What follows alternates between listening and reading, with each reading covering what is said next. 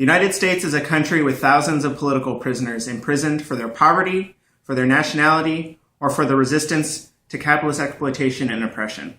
Mumia Abu-Jamal, Leonard Peltier, and Oscar Lopez Riviera are some of our brothers who have been locked up for their uncompromising fight for freedom and justice for humanity. We are saddened to add another comrade to this long list of fighters held in the U.S. prisons. Cecily McMillan, we stand with you. Your freedom is our own, and it is part of the movement that will undeniably transform the world forever. You were brutally harassed by the NYPD, who sexually assaulted you, arrested you, and limited the immediate care you needed while you started to have a seizure at the end of an Occupy Wall Street protest in March 2012.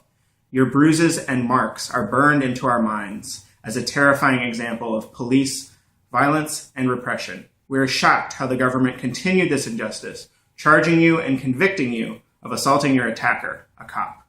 We can't believe you may be locked up to between 2 and 7 years. This is a most egregious punishment for a woman who has been sexually assaulted by the police. Like the case of Marissa Alexander, we know that self-defense is a right.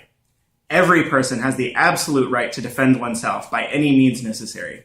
This is true for the people of Palestine, who defend their rights to their homeland, just as it is in your case to defend yourself from assault. We know there is no justice in the capitalist courts. We agree that the police should be locked up for their brutality. That would be real justice. Our struggle is not just against the NYPD or the Manhattan courts. In every city across the United States, the state has desperately armed itself with millions of cops, limitless surveillance, and unmanned weapons, which can destroy humanity many times over. These are the same forces which coordinated a national crackdown, clearing out dozens of occupied camps in November 2011.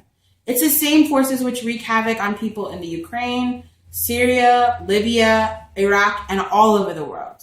The truth is that the days are numbered for the tiny 1%.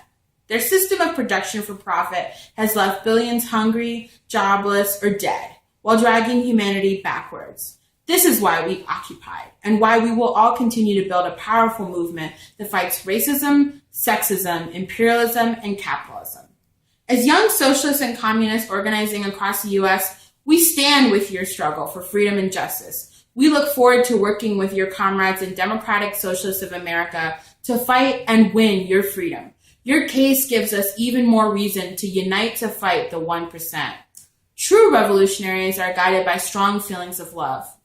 We know that you are as well, and we hope you feel our love as we build a mass movement for your freedom. Towards victory and the ultimate liberation of humanity, communism. Solidarity from the young people of Fight Imperialism, stand together.